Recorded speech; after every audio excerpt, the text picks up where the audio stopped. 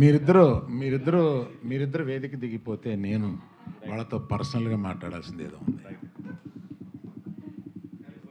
మీకు సంబంధం లేని విషయం.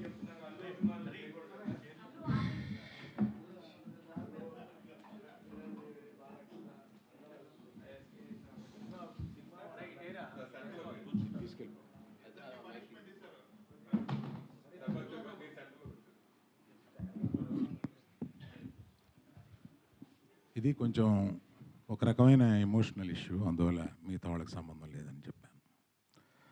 ఈ మధ్యకాలంలో నన్ను ఒక సీనియర్ జర్నలిస్టు ఒక క్వశ్చన్ వేశారు. ఈ మధ్య రామ్ చరణ్ గురించి నేను హలో హలో ఆ మైక్ ఇవ్వరా, అక్కడే ఏదో చేసావా, హలో. ఈ మధ్య దిల్ రాజు గారిని నేను నా స్టేజ్ మీద ఆహ్వానించి చెప్పేటప్పుడు నేను రామ్ చరణ్ని తగ్గించాను అన్న ఒక అభియోగంతో నన్ను చాలా ట్రోల్ చేశారు, మీ అందరికీ తెలుసు. దాని మీద సీనియర్ విలేకరి గారు నన్ను ప్రశ్నిస్తే మిగతా అందరూ ఆ సందర్భం కరెక్ట్ కాదని నేను మళ్ళీ చెప్తానండి, ఇప్పుడు వద్దు, ఇప్పుడు నేను కామెంట్ చేయలేను అన్నాను. దాని మీద మీకు అంటే పబ్లిక్కి నేను చెప్పాలని అనుకున్నది ఏంటంటే, ఆ రోజు దిల్ రాజు గారిని ఆహ్వానిస్తూ ఆయన ఒక్క వారం రోజుల్లోనే కష్టాలు నష్టాలు ఇన్కమ్ ట్యాక్స్లు ఇవన్నీ అనుభవించారు అని పరిచయం చేయడానికి ఇన్అడ్వర్టెంట్లీ అంటే యాదాల ఉద్దేశపూర్వకం కాకుండా ఆ మాట అనాల్సి వచ్చింది.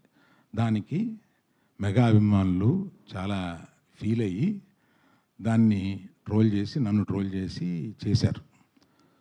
ఫీల్ అయిన అభిమానులకి నేను చెప్తున్నాను, ఉద్దేశపూర్వకంగా చేసింది కాదు. నేను చరణ్ నా కొడుకు లాంటాడు, అంటే నాకున్న ఏకైక మేనలుడు, అతనికి ఉన్న ఏకైక మేనమావని. అందుకని ఎమోషనల్గా చెప్తున్నాను, ప్లీజ్ లీవ్ అస్ బిహైండ్. చరణ్కి నాకు ఉండే ఒక రిలేషన్షిప్ ఇస్ ఎక్సలెంట్ రిలేషన్షిప్లో ఉంటాం మేము. అందుకని please let us leave it alone. అది కేవలం పొరపాటున నేను దిల్ రాజు లైఫ్ చెప్పడానికి అది వాడి ఉండకూడదని అనిపించిన తర్వాత నాకు.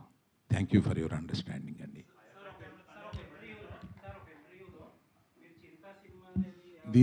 దీంతో ఆపేద్దాం సార్, దీన్ని ఎక్స్టెండ్ చేస్తే నేను ఒక్క నిమిషం సార్, ఒక్క నిమిషం. నేను ఎమోషనల్ ఇష్యూ అని చెప్పాను. నేను చెప్పిన దానికి విలువ లేకుండా పోద్ది. దీన్ని ఫర్దర్గా తీసుకెళ్తే అందులో కొంచెం ఇంకో హెడ్డింగ్ వస్తుంది. ప్లీజ్.